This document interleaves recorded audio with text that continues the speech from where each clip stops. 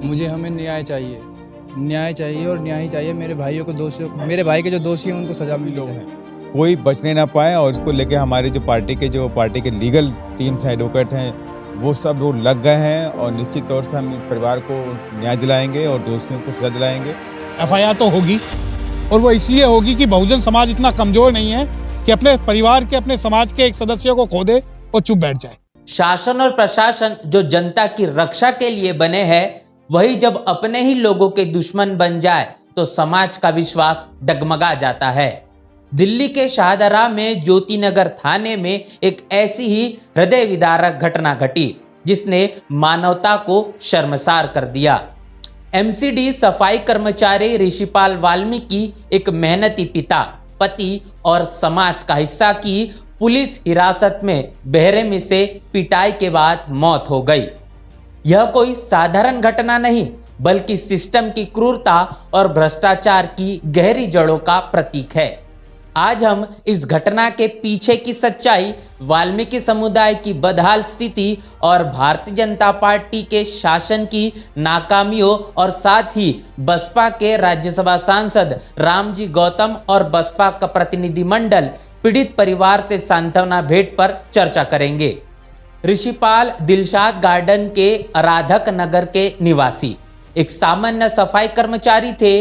उनकी जिंदगी अपने परिवार, पत्नी, 2 बेटियां और एक बेटे के लिए मेहनत करने में बीतती थी। लेकिन उनकी यह साधारण जिंदगी तब नरक बन गई जब एक एमसीडी अधिकारी ने उनसे 30,000 रुपए की घूस मांगी। घूस न देने की सजा क्या थी? पुलिस को बुलाकर थाने में ले जाया गया और जहां कथित तौर पर उनकी बेरहमी से पिटाई की गई। अस्पताल पहुंचने पर उन्हें मृत घोषित कर दिया गया। यह क्या है? यह है सत्ता का दुरुपयोग, भ्रष्टाचार का नंगा नाच और गरीब मजदूरों पर अत्याचार की पराकाष्ठा। यह घटना सिर्फ एक परिवार की त्रासदी नहीं बल्कि पूरे वाल्मीकि समुदाय पर हो रहे अन्याय का दर्पण है। इस पूरे मामले को लेकर हमने पीड़ित परिवार के परिजनों से बात की। उनका क्या कहना है, आइए सुनते हैं। मेरे भाई के साथ मारपीट हुई है थाने के अंदर। उन्होंने मुझे बताया कि मुझे पहले तो वो अधमरी हालत में थे, फिर उनको आवाज़ दी तो थोड़ी उन्होंने होश की और कहा कि मुझे पुलिस वालों ने बहुत मारा है। इन दोनों पुलिस वालों ने, कि वहाँ पर लोकेंद्र खड़े थे, एएसआई और कांस्टेबल खड़े थे और अशोक चौटाला ने, उनके ड्यूटी अफसर ने मारा उनको। और तभी वो कहाँ का था? एमसीडी का वार्ड नंबर 221 अशोक नगर सफाई, वो इसमें ही एमसीडी में ही। और तुरंत ही वो बेहोश हो गए फिर। और मैं जैसे ही उन्हें घर पर लाकर अस्पताल ले गया, वो उन्होंने वहाँ ब्रॉड डेड बोल दिया। जीटीपी से घर पर अभी नहीं हुई है कुछ भी। वाल्मीकि समुदाय जो दिल्ली की सड़कों को साफ रखता है, खुद गंदगी और उपेक्षा में जीने को मजबूर है। बिना सुरक्षा उपकरणों के, बिना उचित प्रशिक्षण के ये कर्मचारी जहरीले गटरों में उतरते हैं। इस पूरे मामले को लेकर बसपा प्रमुख बहन मायावती के दिशा निर्देश पर बसपा का प्रतिनिधिमंडल पीड़ित परिवार के घर पर सांत्वना भेंट के लिए पहुंचा, जिसमें मुख्य रूप से बसपा के नेशनल कोऑर्डिनेटर और राज्यसभा सांसद इंजीनियर रामजी गौतम, साथ ही दिल्ली प्रदेश के प्रभारी सुदेश आर्या और प्रदेश के अध्यक्ष राजेश तंवर, प्रदेश के उपाध्यक्ष एडवोकेट सुजीत सम्राट और साथ ही बसपा के जिम्मेदार पदाधिकारी मौजूद थे। इस मसले पर हमने बसपा राज्यसभा सांसद इंजीनियर रामजी गौतम से बात की। आइए देखते हैं उन्होंने क्या कहा। ये पूरा प्री प्लान था कि कहीं ना कहीं से जिस तरह से बातें निकल के आई कि जो वहाँ का एएसआई है एमसीडी का, वो पैसे की डिमांड काफ़ी दिनों से कर रहा था और परिवार के लोगों ने बताया कि उसको लेके उनके जो भाई ऋषिपाल हैं वो काफ़ी परेशान थे क्योंकि उनकी परमानेंट जॉब नहीं हो पा रही थी और इसी को ले करके वो और कल वो जॉब पे गए, ठीक ठाक थे, मतलब पूरी से हष्ट-पुष्ट थे और सुबह निकले यहाँ से हैं और फिर उसके बाद फ़ोन आता है इनके भाई के पास में, अजीत के पास में, कि करीब 11 बजे के आसपास कि तुम्हारा भाई थाने में, उसको यहाँ से ले जाओ। तो ये करीब 12 बजे पहुँचे। 12 बजे वहाँ पे देखा कि मरणासन अवस्था में वहाँ पड़ा हुआ था, जैसे उन्होंने कोई पीछे साइड में डाल रखा था उसको पीट करके, और उन्होंने जैसे आवाज़ दी तो उसने आँख खोली और उसने इतनी बात बोली कि इन लोगों ने बहुत मारा और इतनी सी बात बोल के वो बेहोश हो गए और पुलिस वालों ने मारा है। और उनका यही बोला कि पुलिस वालों ने बहुत मारा है, लेकिन किस अपराध पे पुलिस वालों ने इतना मारा कि उसकी जान चली गई देखिए। इसके लिए पार्टी के जैसे ही जानकारी मिली, कल हमारे पार्टी के वरिष्ठ कार्यकर्ता सुरेंद्र जी ने फ़ोन किया और उसको मैंने परिवार के लोगों से कल मेरी बात भी हुई थी और उसको लेकर ही मैं आज फिर वापस इधर आने का प्लान किया कि चलो मैं आज परिवार के लोगों से मिल लेता हूँ, वस्तुस्थिति के बारे में जान लेता हूँ।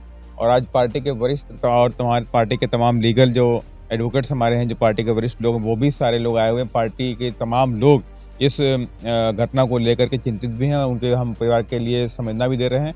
और लेकिन हम ये प्रण कर रहे हैं कि किसी भी तरीके से जो दोषी पुलिस वाले हैं या जो भी और भी लोग हैं, कोई बचने ना पाए। और इसको लेके हमारी जो पार्टी के लीगल टीम्स हैं, एडवोकेट हैं, वो सब लोग लग गए हैं और निश्चित तौर से हम इस परिवार को न्याय दिलाएंगे और दोषियों को सजा दिलाएंगे। और परिवार के लोगों में से ही हम सभी लोगों ने डिसाइड किया है कि परिवार में से ही किसी को एक परमानेंट जॉब भी एमसीडी में दिलाई जाएगी, क्योंकि अभी मैंने देखा कि छोटे-छोटे बच्चे हैं और यहाँ तक 3 बच्चे हैं और दो बेटियाँ हैं। एक बेटी शादी के लायक है और एक बेटी छोटी है और एक बेटा भी छोटा है। और दुर्भाग्य की बात है कि अभी भी दलित समाज में बच्चे पढ़े लिखे नहीं हैं। हमने पूछा भी परिवार के लोगों से कि पढ़ते हैं, कहीं साहब पढ़ते नहीं हैं, कि व्यवस्था यहाँ पे नहीं उनके पास पढ़ाई लिखाई करने की। तो ये भी एक दुर्भाग्य की बात है। तो इस परिवार को नौकरी बहुत ज़रूरत है और हम लोगों ने डिमांड की सरकार से कि 50 लाख रुपए कंपनसेशन के रूप में फैमिली को दिए जाएँ और सरकारी नौकरी भी दी जाए। और जो भी दोषी लोग हैं देखिए इस घटना के पीछे, वो कोई बचने नहीं पाएंगे और इसके लिए बीएसपी पूरी जी जान से जहाँ भी जाना पड़ेगा जाने का काम करेगा।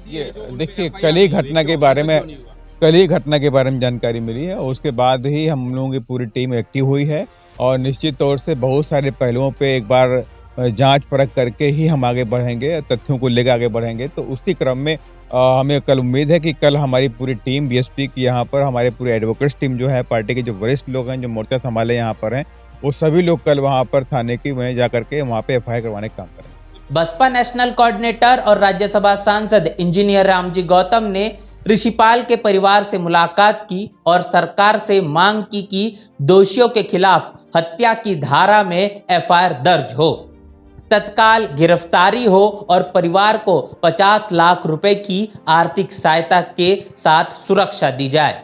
साथ ही ये मांग की गई कि इस घटना की निष्पक्ष जांच हो और दोषियों को कठोर से कठोर सजा मिले। बसपा ने इस पूरे मामले की गंभीरता को समझते हुए पीड़ित परिवार को न्यायिक तौर पर मजबूती से लड़ाई लड़ने की बात भी की, जिसमें हमने पीड़ित परिवार के घर पर मौजूद सुप्रीम कोर्ट के एडवोकेट सत्य प्रकाश गौतम से भी बात की। आइए देखते हैं उन्होंने इस मसले पर क्या कहा। देखिए, अगर आप मुझसे सवाल पूछ रहे हैं कि एफआईआर होगी या नहीं होगी तो गलत सवाल है। एफआईआर तो होगी और वो इसलिए होगी कि बहुजन समाज इतना कमजोर नहीं है कि अपने परिवार के, अपने समाज के एक सदस्य को खो दे और चुप बैठ जाए। शांति अभी से 2 या 3 दिन से इस वजह से हम लोग शांत थे कि हमें अपना कुछ इंटरनल कुछ एविडेंसेस जो हमें कलेक्ट करने थे वो एविडेंसेस कलेक्ट हो चुके हैं। और अगर कोई ये सोचता है कि एफआईआर नहीं होगी तो वक्त आने दे, बता देंगे तुझे आसमां। हम अभी से क्या बताएं क्या हमारे दिल में है। लेकिन दुर्भाग्यपूर्ण बात ये देखिए कि भारत का दिल दिल्ली और दिल्ली के अंदर सफाई कर्मचारी की हत्या होने के बाद एक एफआईआर तक दर्ज नहीं होती। अगर यही गैर सफाई कर्मचारी या गैर अनुसूचित जाति का कोई सदस्य होता और वो छींकता भी तो एफआईआर हो जाती। और तीसरी बात कि यहाँ सवाल किसी पॉलिटिकल पार्टी का नहीं, समाज का। और जब समाज के साथ बहुजन समाज पार्टी खड़ी हुई है और पूरा समाज खड़ा हुआ है तो मैं आपको यकीन दिला रहा हूं कि एफआईआर तो दर्ज होगी। और अगर एफआईआर दर्ज नहीं होगी तो दिल्ली के अंदर आंदोलन होगा।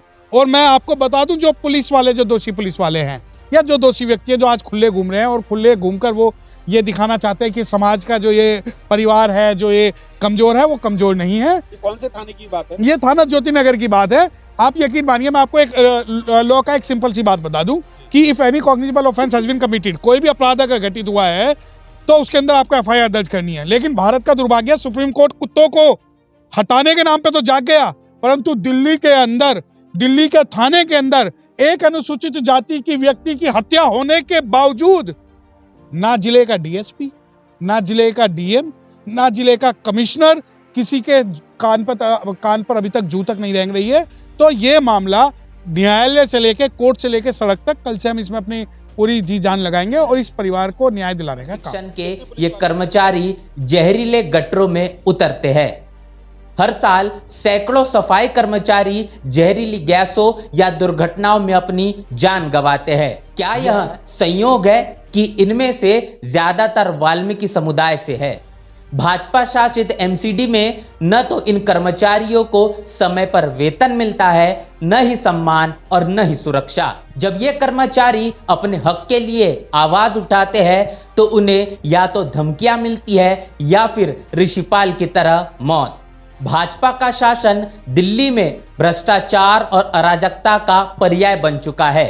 एमसीडी में फैले भ्रष्टाचार ने सफाई कर्मचारियों की जिंदगी को नरक बना दिया है। ज्योतिनगर थाने की घटना मानवाधिकारों पर काला धब्बा है। यह सवाल उठाता है कि क्या गरीब, दलित और मेहनतकश लोग इस सिस्टम में इंसान नहीं माने जाते? क्या भाजपा का सबका साथ सबका विकास सिर्फ नारा है जो वाल्मीकि समुदाय तक नहीं पहुंचता? ऋषिपाल की मौत कोई अपवाद नहीं बल्कि एक ऐसी व्यवस्था का परिणाम है जो गरीबों को कुचलती है और भ्रष्टाचारियों को पनपने देती है। यह समय है जागने का, आवाज उठाने का। ऋषिपाल के लिए न्याय, वाल्मीकि समुदाय के लिए सम्मान और एक ऐसी व्यवस्था की मांग जो शासन और प्रशासन को जनता का सेवक बनाए, न कि दुश्मन। इस पूरे मसले को लेकर आपकी राय, आपकी प्रतिक्रिया लिखकर हमें कमेंट बॉक्स में जरूर बताएं। बने रहे नेशनल चौपाल के साथ, मिलते नए वीडियो में। तब तक के लिए जय भीम, जय भारत। बहुजन समाज की हर खबर पाने के लिए चैनल को सब्सक्राइब करें, लाइक करें, शेयर करें। नेशनल चौपाल को बचाने के लिए ज्वाइन बटन क्लिक करके चैनल की सदस्यता लें और चैनल को आर्थिक मदद करें।